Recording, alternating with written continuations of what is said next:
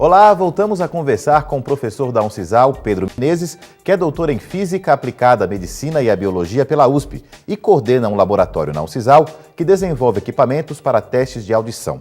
Pedro, quer dizer que existe também um equipamento para a deglutição?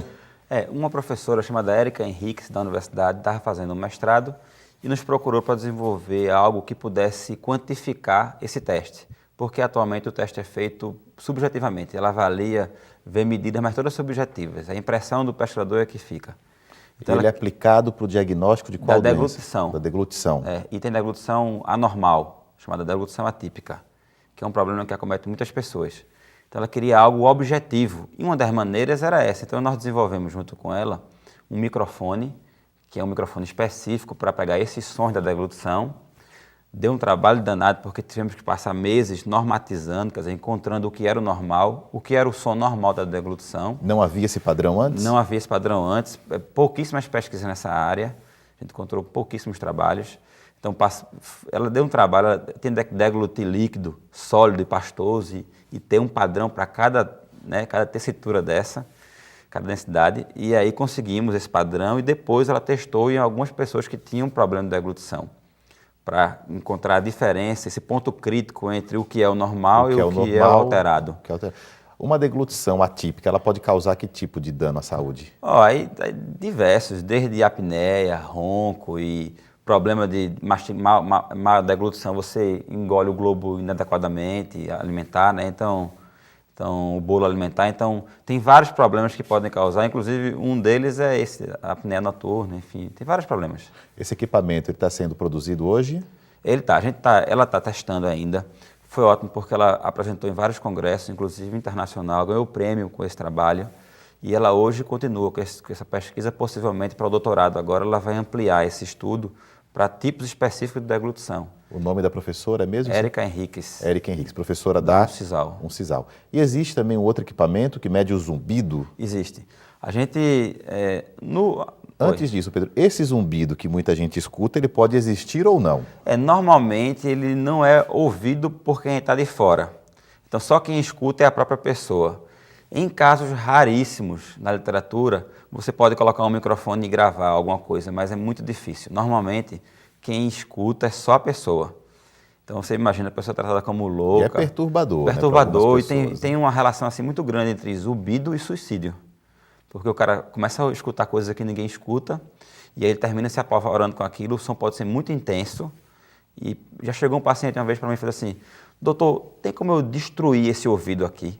Para você ver o nível de angústia que é o zumbido. E esse zumbido, ele é provocado por quê? O que é que produz? Tem vários problemas, várias causas, desde metabólicas até físicas também. Então, por exemplo, a gente tem dentro da parte interna, que não é vista aqui da orelha, a gente tem dois grupos de célula, uma que fica externa e uma que fica interna, é uma membrana por cima. A externa segura essa, ela não é responsável pela audição muito, mas ela segura a membrana aqui. Então, quando a pessoa fica exposta a ruído, essas aqui morrem. E quando elas morrem, isso é uma das causas. Então, quem escuta som alto, quem está muito no trânsito, é mais propenso. Né? Você vê que hoje a gente tem uma luta muito grande contra o uso do iPod. Porque as pessoas usam muito alto. Tem uma pesquisa americana que mostra o seguinte, que jovens americanos com 18 anos escutam pior do que indígenas americanos com 55 anos. E a causa principal é o uso do iPod. Daquele equipamento do fone de ouvido no volume máximo. Porque para ele não importa, eles só querem ouvir no máximo, né? Então esse é um problema sério de saúde pública. Então como é que funciona o equipamento? Então esse equipamento é o seguinte, você coloca de um lado o estímulo e do outro lado é o lado que ele tem o zumbido. E você vai apresentando aqui diferentes estímulos e a pessoa vai dizendo que está se aproximando do que ele escuta ou não. Então quando ele consegue dizer, esse é o estímulo, a gente avalia aquele espectro daquele som e a partir daí a gente direciona o diagnóstico, porque dependendo do som, se for um som grave, o problema é na orelha média, se for um som agudo, orelha interna, a gente tem então um caminho a ser trilhado. Então ele dá a gente assim, uma noção de por onde seguir. Claro que nem sempre dá certo, porque a terapia do zumbido ela não funciona sempre. Em alguns casos a pessoa continua com o zumbido, mas muitas vezes, e essa é uma luz muito boa para a gente, a partir da frequência a gente pode dizer qual é o melhor tratamento. É possível cura para esse problema? Em alguns casos sim, em muitos casos sim, vamos dizer assim. Então nem sempre o zumbido é uma coisa emocional? pode ser emocional, mas às vezes ele é metabólico, às vezes... E até o metabólico pode estar ligado também ao emocional. A gente não pode tirar uma coisa, digamos assim, separar uma coisa da outra. O ser humano é um ser emocional, sobretudo, né? Existem outros equipamentos também em estudo no Olha, laboratório? lá a gente desenvolve vários equipamentos. Tem equipamento de pressão digital, que uma professora também da universidade pediu. Tem equipamento para avaliar essa orelha média que eu falei. Essa orelha média é o seguinte, a gente tem aqui a parte externa da orelha, dentro tem uma membrana e 3 ossinhos que transmitem a onda sonora para dentro do ouvido. Então a orelha média é essa composição dessa membrana com esses 3 ossinhos. Então esses 3 ossinhos, eles às vezes a pessoa fica gripada, aquilo infecciona, incha. Então a transmissão fica alterada. Então a gente está desenvolvendo um aparelho que existe, mas que é limitado, que ajuda a diagnosticar essa transmissão. Se está boa, se não está boa, se a orelha está cheia de líquido, se não está cheia de líquido, se está com pus, se não está com pus. Então a gente está desenvolvendo algo que melhora o equipamento que já tem no mercado que avalia esse tipo de problema. Qual limitação que esses equipamentos têm hoje? É como eu tinha falado no bloco anterior, a gente tem, quando você constrói um equipamento você mesmo, você tem todas as possibilidades. Quando você compra um equipamento pronto, você tem só aquelas que a empresa determinou como sendo as melhores. Ele vem fechado, Vem fechado. Né? Então essa questão do desenvolvimento ela é importante, porque, por exemplo, desenvolvemos novos testes. Com esse equipamento a gente pode desenvolver testes novos, como foi o caso do que foi desenvolvido para o equilíbrio, que eu comentei.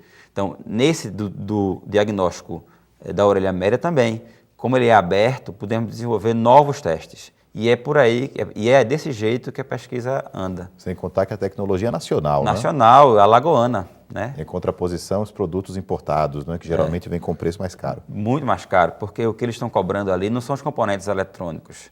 É o valor agregado, são aqueles 10 anos de pesquisa, 5 anos de pesquisa. Então, o produto final que custa 80 mil, se você for ver os equipamentos, os componentes eletrônicos, eles não custam 80 mil.